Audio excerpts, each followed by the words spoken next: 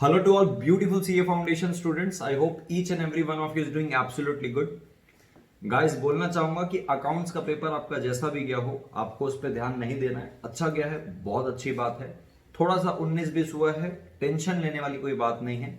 ये आपको लग रहा है कि आपका एग्जाम बिगड़ा है, अभी तक एग्जामिनर के पास आपका पेपर पहुंचा नहीं है, अभी तक रिजल्ट आया नहीं है, अभी तक आप फेल नहीं हुए हो। प्लीज इस बात को समझो। आप उन चीजों के लिए डर रहे हो जो चीज अभी तक हुई ही नहीं है, और उन चीजों को डरने की वजह से उस पेपर का अगर 19-20 हुआ है उसके डरने की वजह से आप अपने अब जो करंट पेपर आपका होने वाला है कल, जो बिजनेस लॉज एंड बीसीआर है, उस पे कहीं ना कहीं हर्डल क्रिएट कर रहे हो, क्योंकि माइंड में टेंशन चल रहा है कि पता नहीं क्या होगा, वो तो मेरा बिगड़ गया है, अब पता नहीं लॉ कैसा जाएगा। अब उसकी वजह से लॉ में भी डर लग रहा है, ऑल्दो हो सकता है आपकी लॉ में तैयारी बहुत अच्छी हो।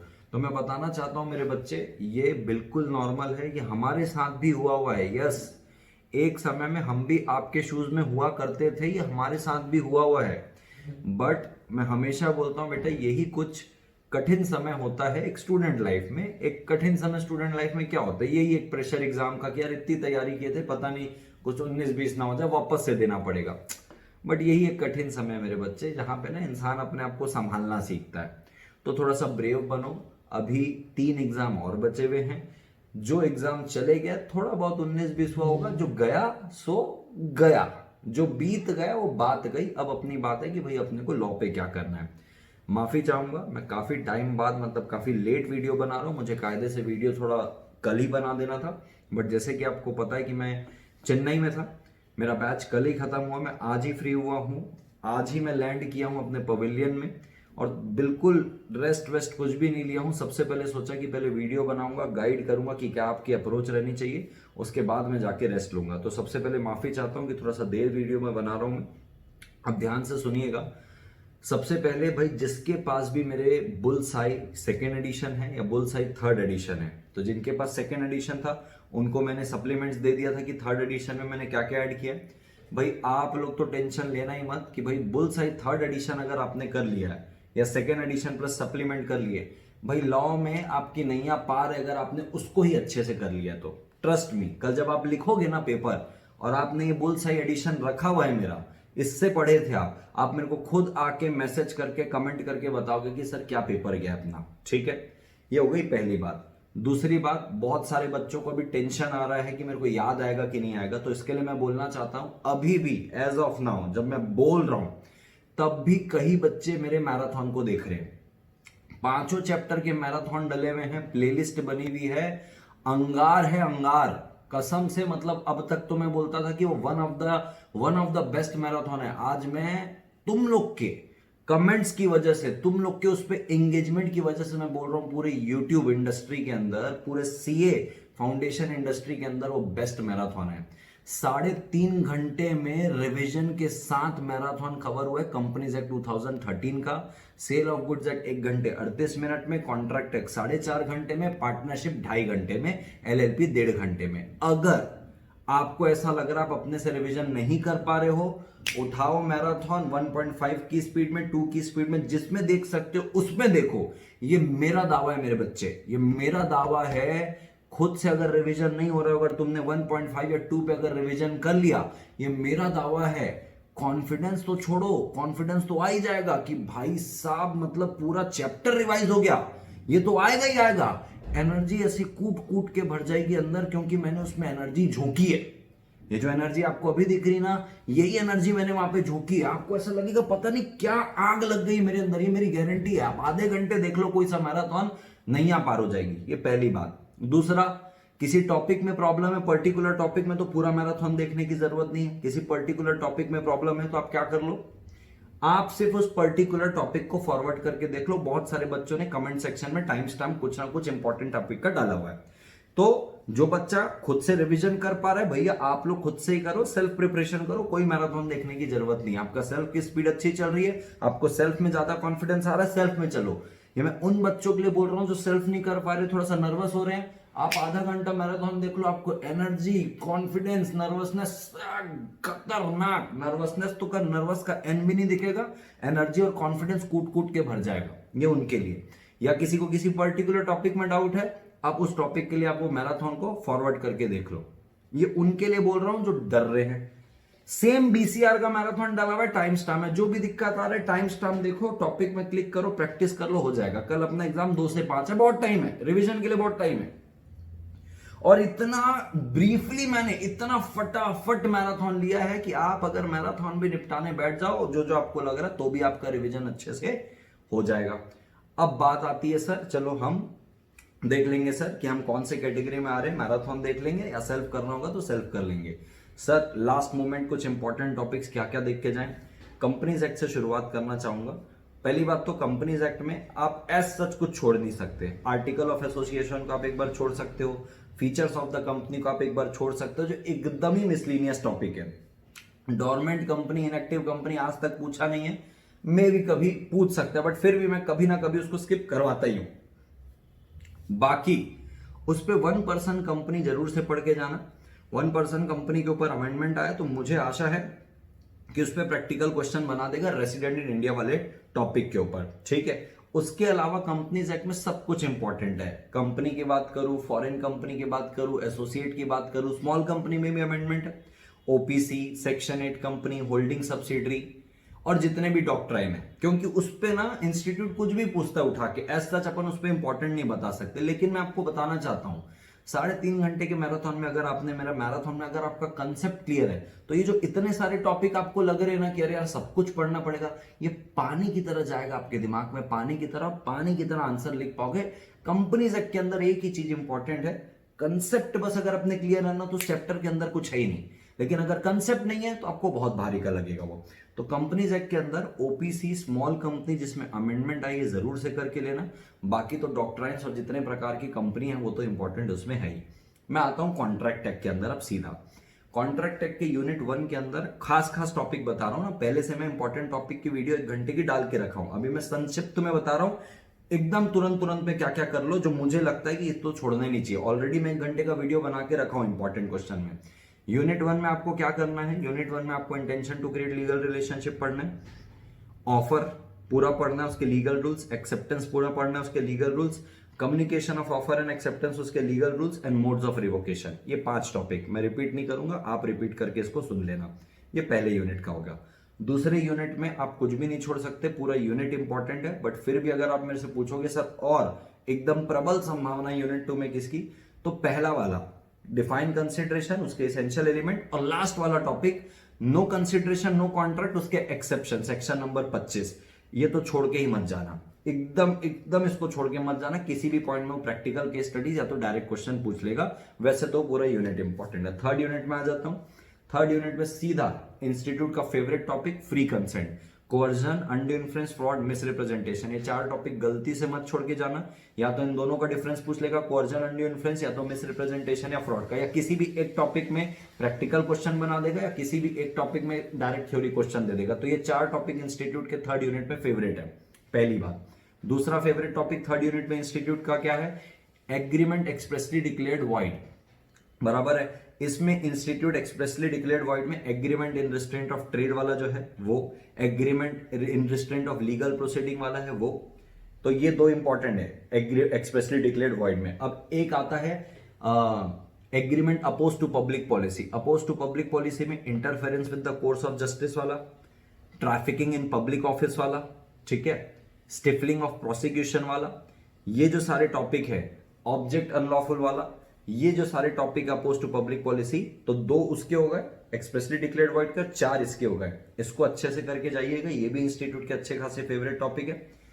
इसके बाद आप सीधा जंप कर लो 4। ये मैं एकदम टू द पॉइंट बता रहा हूं कि एज ऑफ नाउ आप क्या कर लो, कुछ भी नहीं किया तो ये तो कर ही लेना, बाकी मैं ऑलरेडी वीडियो बना रखा हूं, मैं बार बार बोल रहा हूं। 4th यूनिट में आ जाओ। 4th यूनिट में मेरी बात ध्यान से सुनना। 4th यूनिट में एप्रोप्रिएशन ऑफ पेमेंट, सेक्शन 59, 60, 61, इसको अच्छे से करके जाना है।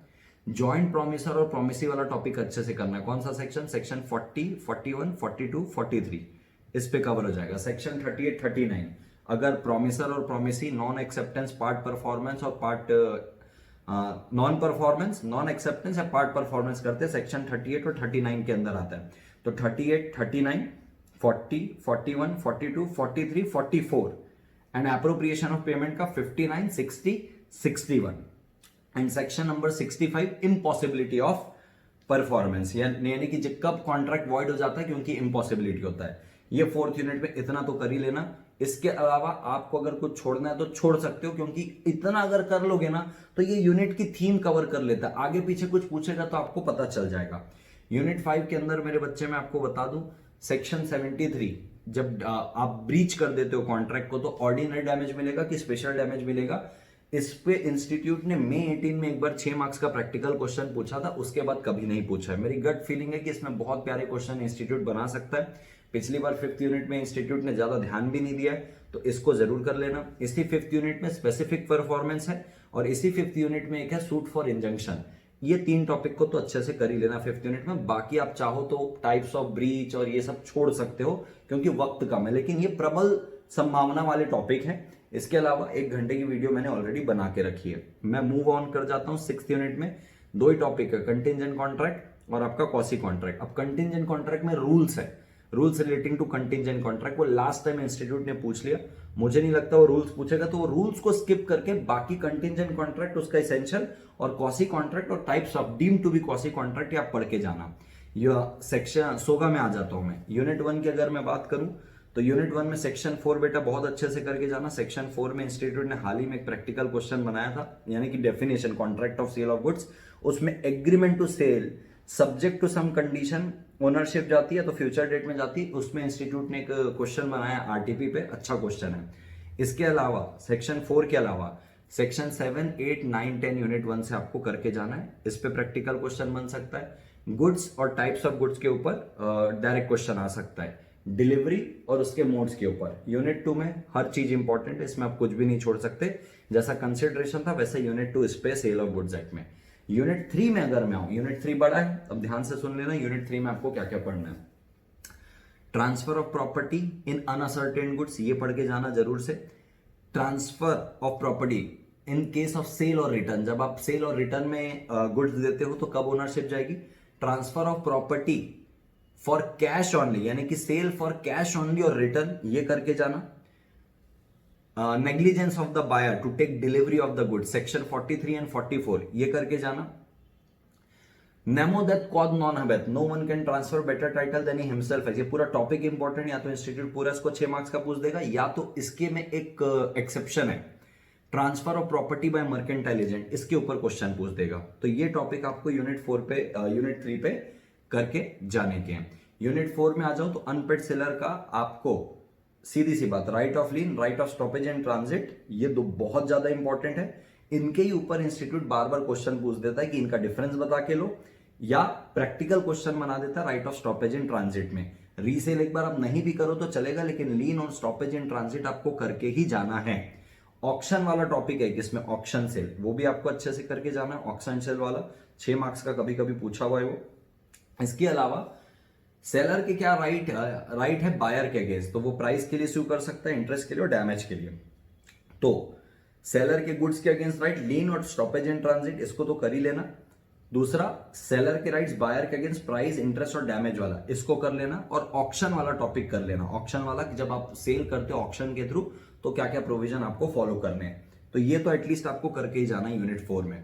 मैं आ जाता हूं पार्टनरशिप में। पार्टनरशिप के पहले वाले यूनिट में सबसे पहले सेक्शन नंबर 4 पार्टनरशिप के अंदर जो म्यूचुअल एजेंसी वाला टॉपिक है, जो रियल टेस्ट है पार्टनरशिप का, उसको घोट के पी जाना। मेरे बुलसाई एडिशन में इसके भर भर के मैंने क्वेश्चन दिए हैं, किसी ने बुलसाई किया तो टेंशन लेना ही मत। तो section 4, section number 28 partner by holding out, ये इंपॉर्टेंट है। Types of partners and types of partnership, ये कर लेना। बाकी सब यूनिट 1 में डिस्टिंक्शन बिटवीन डीड में क्या आता है ये सब छोड़ भी दोगे तो भी चलेगा। यूनिट 2 बहुत ज्यादा इंपॉर्टेंट है, ध्यान से सुनना। यूनिट 2 जो है पार्टनरशिप का, अब यूनिट 2 बहुत बड़ा है, लेकिन इसमें आपको पहले सुन लो मोटे मोटे टॉपिक कौन से जो आपको एकदम ख्याल पे रखना है। Section number 35 death of the partner, पढ़ के ही जाना, ठीक है। Section number 33 expulsion of the partner, पढ़ के ही जाना। Rights and liabilities of the minor, पढ़ के ही जाना। जब वो बेनिफिट में रहता है और जब वो पार्टनर बन जाएगा पढ़ के ही जाना, बराबर है क्या। इसके बाद इंप्लाइड अथॉरिटी सेक्शन नंबर 19, पढ़ के ही जाना बिल्कुल भी। सेक्शन नंबर 36 कॉम्पिटिंग बिजनेस कर सकते हो कि नहीं जब आप आउटगोइंग पार्टनर। और सेक्शन नंबर 37 सब्सिक्वेंट प्रॉफिट। ये मोटे मोटे टॉपिक है जो मैंने बोला है, इसको करके ही जाना है।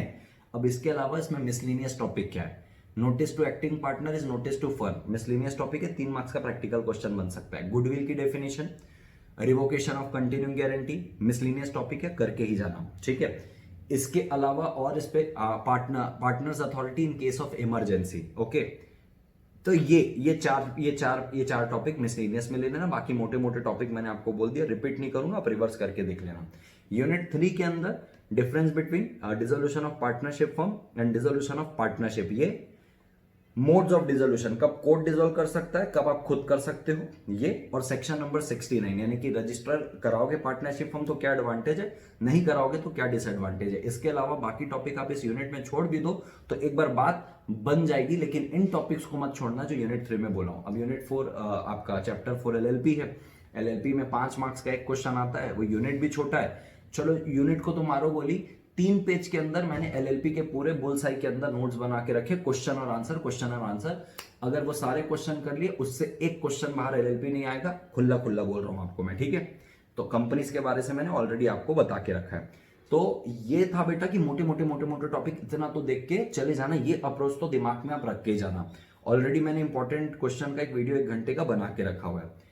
और जाते जाते फिर एक बार बोल रहा हूं, अगर नर्वसनेस लग रही है, मेरी गारंटी है, अगर आप खुद से रिवीजन नहीं कर रहे हो, कर पा रहे हो, मैराथन देख लो, आपका रिवीजन मैं करवा दूंगा उस पर। सीरियसली बोल रहा हूं, आपका रिवीजन मैं उसमें करवा दूंगा। किसी बच्चे को एक्सक्लूसिवली अगर अमेंडमेंट की क्लास देखने की, सर कंपनीज एक्ट में जो अमेंडमेंट है वो बता दो, मेरे रिसेंट के वीडियो जाके देख लो, या CA foundation law amendment by Arjun Chhabra कर लेना दिसंबर 21 के लिए, आपको अमेंडमेंट के लेक्चर अलग से दिख जाएंगे जो कंपनीज एक्ट के अंदर ही है। बस जो बच्चा खुद से सेल्फ स्टडी कर पा रहा है अच्छे से, बिल्कुल आप सेल्फ स्टडी करो, कोई मैराथन देखने की जरूरत नहीं है। आप कॉन्फिडेंट हो, आप अपनी मेहनत अपने हिसाब से करते जो, आपको मैराथन की देखने की जरूरत नहीं है।